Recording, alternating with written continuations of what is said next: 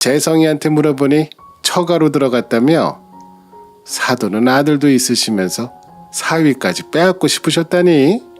어머니, 감정적으로 말씀 함부로 하지 마세요. 저희 엄마가 사위를 왜 뺏어가요? 요즘 집값이 너무 올라서 마땅한 곳을 못 찾아서 당분간만 있는 거예요. 애미가 옆에 있는데 어딜까 어딜. 친정집 어디냐? 내가 직접 가서 재성이 만나 얘기해야겠어. 그리고는 다음날 오후 4시 누가 초인종을 계속 눌러대고 손으로 현관문을 꽝꽝 치기도 하더라고요. 아이 재우는 중이라 거의 잘랑말랑 하는데 그렇게 눌러대니 정말 짜증이 확 올라왔어요. 그리고 나가서 인터폰을 보자 헉 하고 놀랐죠. 시어머니가 계속 초인종을 누르고 있더라고요. 인터폰을 받았더니 당장 문 열라고 소리를 지르는데 동네 사람들에게 민폐가 될 것 같아 엄마도 문 열어주라고 해서 열어줬더니 저를 밀치고 집에 들어와서는 사돈 안녕하셨어요. 저희 아들이 여기서 신세를 진다고요. 아들 지내는 방이 어딥니까? 하고 다짜고짜 남편이 묵는 방을 물어보더라고요. 안방을 보여줬더니 열심히 두리번거리더니 밖으로 나와 소파에 앉아 그제야 아이를 보고 웃으며 지우야 할미 왔다 이러더라고요.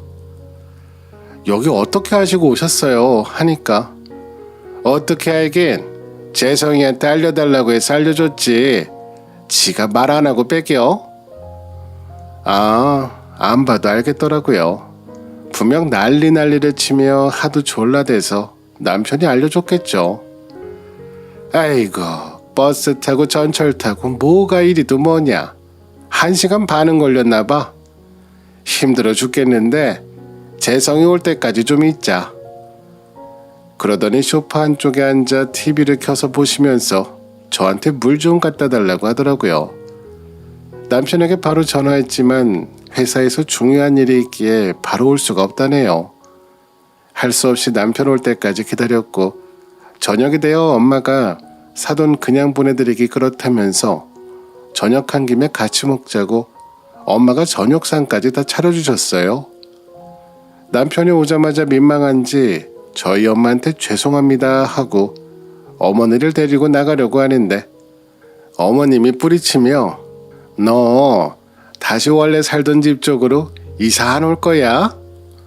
라고 남편한테 묻더라고요. 남편은 전세비가 도저히 안 맞춰져서 못 간다고 했더니 시어머니가 손바닥을 내밀며 그럼 내가 해준 전세비는 어딨어? 네가 가지고 있어? 그거 줘. 내 돈 달라고. 하면서 손바닥을 위아래로 흔드는데 이 말을 사돈집에서 할 말인가요? 남편은 지금 갑자기 어떻게 드리냐면서 나중에 드리겠다고 하고 나가기를 부추기니까 어머님이 하신 충격적인 말씀이 그 돈 다시 주던지 아니면 너 지훈이 데리고 우리 집에서 같이 살던지 하자. 대답할 때까지 매일 찾아올 거야. 하더니 나가더라고요. 남편은 어머니를 집까지 모셔다 드리고 왔어요. 저는 엄마가 계시니까 잠깐 나갔다 오겠다고 하고 차 안에서 남편과 말했어요. 대체 무슨 생각으로 여기 집 주소를 알려드린 거야? 제정신이야? 아이 그럼 어떡하냐. 내가 오늘 회사에 중요한 일 있다고 했잖아. 안 그래도 바빠 죽겠는데 계속 전화하고 문자하고 도저히 일을 못하겠는데 어떡하냐고. 그렇다고 알려드리면 어떡해. 내일 진짜 또 오시면 어떡해. 어떻게 어머니가 매일 여기까지 오셔. 엄마도 연세가 있으신데 대중교통으로 1시간 40분을 와야 되는데 그게 어디 쉬워? 그런데 그게 쉬웠는지 다음날부터 시어머니는 오후 4시가 되면 어김없이 저희 집으로 오셨어요. 어머니는 작정이라도 한데 남편이 퇴근하고 집에 오면 우리 아들 왔어 하면서 저녁 되니 저녁 먹고 가자면서 당당하게 식탁에 앉으시더라고요. 제가 그만 가시라고 했는데도 시어머니한테 말버릇 보라면서 서운하다, 아들이 없으니 외롭고 쓸쓸해서 집에 가기 싫다며 너네가 가까이 살았을 때가 좋았는데 하나뿐인 우리 아들 빼앗겼네 하면서 징징거리는데 시어머니도 울고 애기도 울고 저도 미치겠어서 울고 싶더라고요. 그런데 정말 신기한 게 저희 오빠가 오기 직전에 가시더라고요. 남편이 오빠 오는 시간 아니까 어떡하든 그 시간 전에 가는 것 같기도 했어요. 오빠에게만은 이런 모습 보이기 싫었던 것 같기도 해요. 남편도 질려서 어머니한테 엄마 이제 좀 오지 마세요. 제가 얼마나 난처한지 모르세요? 회사에서나 집에서나 얼굴을 들고 다닐 수가 없어요. 왜 이렇게 사람을 힘들게 하세요? 하니까 그러니까 내가 전세금으로 보태준 돈 달라고 내가 그 돈으로 너네 월세집이라도 어떡하든 알아봐 준다고 하지 않니? 네가 돈을 줘야 그 돈으로 알아볼 거 아니야. 어머니 요즘 월세비가 얼마나 비싼지 아세요? 한 달에 100만 원은 기본으로 넘어요. 매달 100만 원씩 그렇게 버리자고요. 그러니까 그럴 바엔 차라리 같이 살자니까. 여기는 사돈총각도 살고 있잖아. 너 안 불편하니? 집에서 엄마랑 있으면 더 편하잖아. 시어머니가 남편 손을 덥석 잡으면서 같이 가자는데 남편 얼굴이 하얗게 질려서 정색을 하더라고요. 그 2주 동안 같이 살면서 어머니가 어떻게 했는지 다시 생각이 났던 모양이었어요. 남편은 매일 퇴근하자마자 저녁 먹고 바로 차로 어머니 모셔다 드리는데 차로 40분 거리를 왕복 1시간의 20분을 그렇게 매일 저녁 퇴근하고 하는 일과가 됐어요. 남편 눈 밑에 다크서클이 한참을 내려왔더라고요. 저는 이대로는 안 되겠다 싶어서 더 이상 이렇게 못 살아. 아무리 어머니 상황 알아도 이건 정말 아니야. 언제까지 이렇게 살 수는 없어. 어머니 계속 이렇게 오시면 정말 힘들어. 대체 집은 어떻게 된 거야? 왜 나한테는 아무 말도 없어? 내가 알아본 집은 알아보겠다고 하더니 왜 답이 없는 거야? 우리 손에 정확히 얼마가 있는지 알아야 나도 계산을 해보고 대출을 알아보던가 할 거 아니야. 라고 말했는데 남편이 답이 없었어요. 말없는 남편이 수상해서 추궁했죠. 그런데 알고 보니 이 인간이 다른 전셋집을 구하긴 했더라고요. 시댁에서 정말 떨어지고 싶긴 했는지 다른 지역에 가진 돈에 맞춰서 대출까지 끼워 맞추니 대충 금액이 맞았어요. 그런데 그만 남편 지인이 지금 막 뜨고 있는 부동산이 있는데 앞으로 호재라 지금 대한민국 땅값이 올라가는 시점에 사두면 몇 달 뒤에 몇 배로 뛸 거라면서 부동산 투자를 권해서 투자했는데 그게 그만 사기였던 거였어요. 오래 알고 지내진 않았지만 그동안 가깝게 지내던 사이였는데 이렇게 뒤통수 맞으니 사기당한 분통은 둘째치고 전세금의 일부여도 몇천만 원을 넣었으니 봐뒀던 전셋집은 이미 더 이상 대출을 받을 한도가 안 남아 물 건너갔고 다른 전셋집도 구하기 어려워 저에게 말도 못하고 혼자 끙끙 앓고만 있었던 거였죠. 당신 미쳤어? 이제 우리 어떡할 거냐고. 저는 남편 옷자락을 잡고 흔들면서 울었어요. 그렇게 큰일이 있었음에도 저에게 한마디 말도 안 한 게 너무 괘씸하더라고요. 정신 차리고 앞으로 어떻게 해야 할지부터 생각해 봤어요. 그리고 할 수 없이 저는 다시 취업을 해서 맞벌이를 하기로 했죠. 그런데 문제는 저희 아이였어요. 어린이집을 보낸다곤 하지만 그래도 양육자가 필요한데 사람을 부르기엔 비용적으로 무리였고 그렇다고 아이한테 애정이 없는 시어머니한테 맡길 수는 없고 아픈 엄마도 마음에 걸렸어요. 그래도 엄마가 아이를 봐주신다고 하셔서 우리는 친정 근처에 월세집이라도 구하기로 했죠. 그런데 그 다음날 오후 4시에 초인종이 울릴 시간에 울리지 않고 도어락 비밀번호 누르는 소리가 들리더라고요. 문이 열려서 현관문 쪽을 바라보니 시어머니가 태연하게 신발을 벗고 들어오시는 거예요. 어머니, 저희 현관 비밀번호는 어떻게 아시고 들어오셨어요? 하니까 남편이 알려줬다는 거예요. 화가 나서 남편한테 전화해서 지금 뭐 하자는 거냐고, 어머니한테 비밀번호를 왜 알려주냐고 소리 지르면서 난리를 쳤어요. 어머니가 듣던 말던 안중에도 없었고, 남편은 어머니 집요한 거 알지 않냐면서 일하는데 도저히 일을 할 수 없을 만큼 계속 연락을 하시고 회사 자리 전화로도 전화하시는데 어쩔 수 없었다고 하더라고요. 처음에는 맞는 키를 달라고 하셨는데 자기도 그건 없다고 하자 계속 비밀번호를 집요하게 물어봤다고 하더라고요. 제가 남편한테 화를 심하게 내니까 시어머니가 제 전화를 빼앗고 끊어버리시면서 너 그동안 우리 재성이한테 이런 식으로 대했니? 우리 아들 수술한 거 잊었어? 어디 남편한테 고래고래 소리를 지르고 난리야 하는데 저도 정말 이제는 한계가 넘어서더라고요. 어머니 그만 좀 하세요.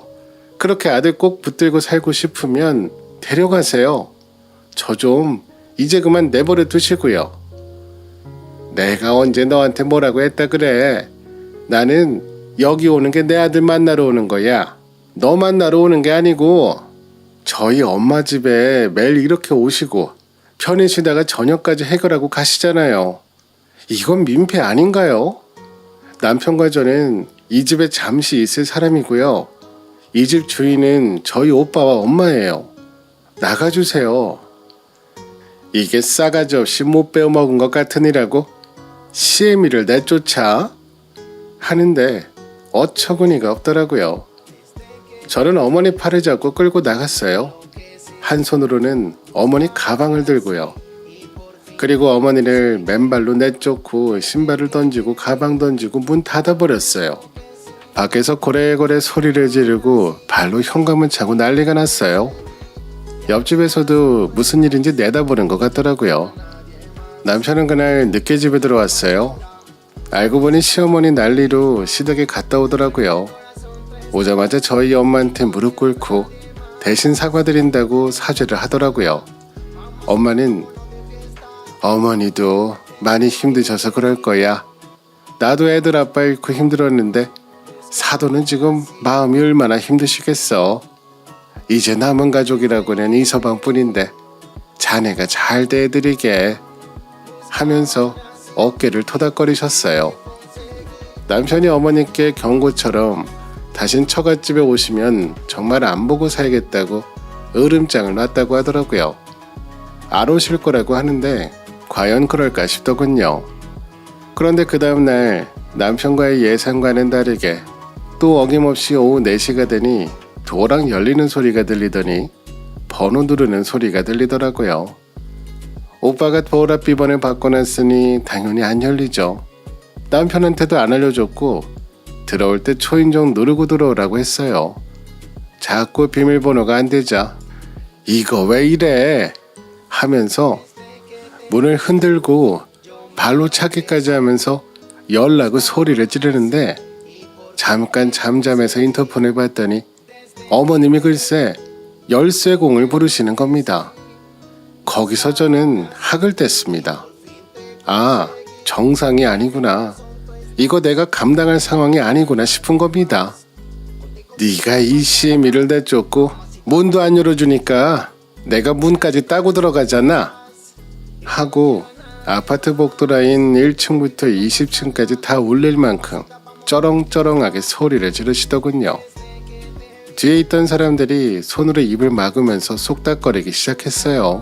나를 나쁜 며느리로 몰려는 작정인 것 같았어요.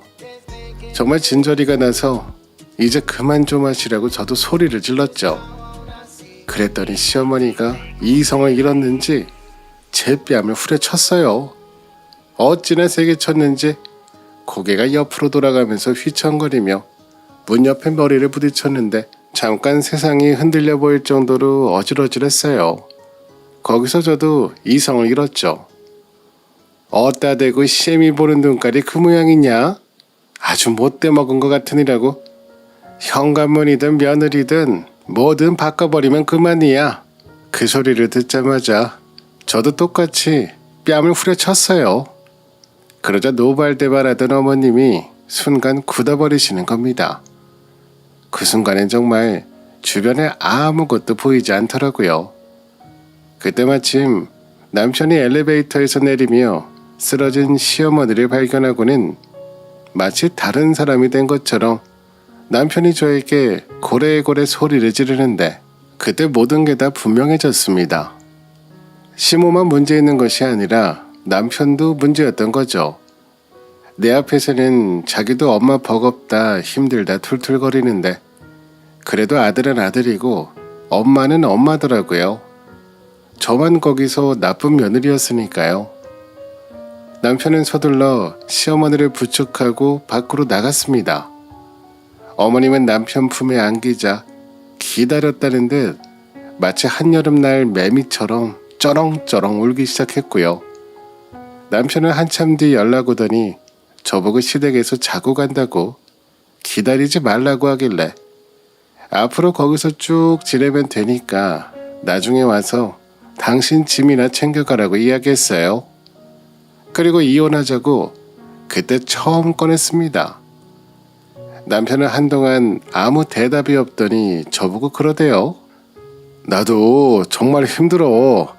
중간에서 엄마한테 치이는 거 짐 빠진다고. 당신도 알잖아. 내가 이렇게 중간에서 최선을 다하고 있는데 이혼 소리까지 해야겠어? 이건 아니지. 안 그래? 그래서 제가 나도 원래는 시어머니한테 문제가 있다고 생각했다고. 시어머니만 잠잠하면 우리 결혼 생활 문제 없다 생각했는데 당신이 더 문제라고.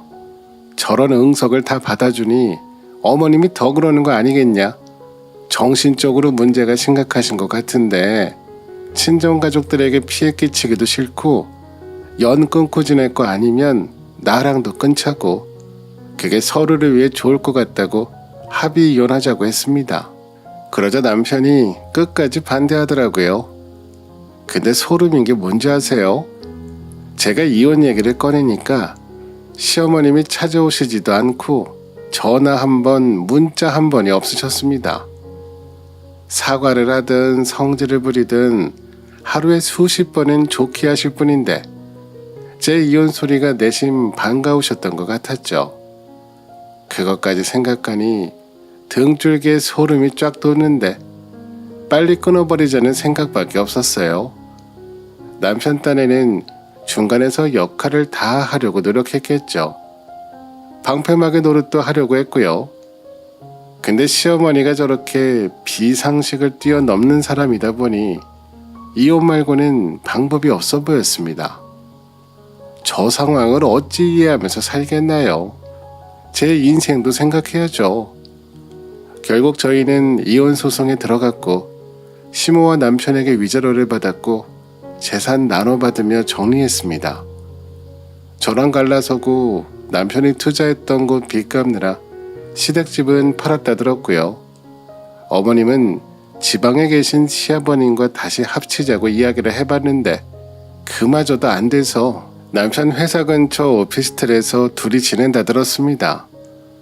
아이 만나는 것 때문에 가끔 보긴 하는데 그때도 따라 나와 저를 그렇게 째려보시더라고요. 그리고 그 만남마저도 띄엄띄엄 해줬는데 왜 그런가 했더니 어머니가 새장가 가려면 아이한테서 정떼라고 못 만나게 한다고 하더라고요.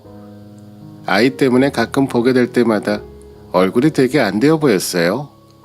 뭔가 피곤함에 찌든 모습이라 연민이 감정이 느껴질 정도였죠. 지금 아이가 6살인데 몇 달 전부터는 양육비만 보낼 뿐 만나지는 않았어요. 아이도 아빠에 대한 기억이 거의 없기도 하고 남편 역시 아이에게 혼란을 주는 것 같아 안 보는 게 맞는 것 같다고 하고 안 만나요.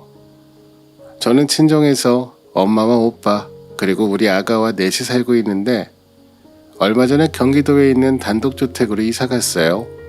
저는 결혼 전에 다녔던 회사에 다시 복직하게 되었고 예전에 알던 직장 동료들이 꽤 남아있어서 어렵지 않게 적응하며 지내는 중입니다. 제 인생에서 그쪽 집안들을 지워버리니 그렇게 평안할 수가 없네요. 문제 있는 집구석은 절대 못 고치고 안 바뀝니다. 더 빨리 나올 걸 그랬어요. 저는 이만 줄이겠습니다. 들어주셔서 감사합니다.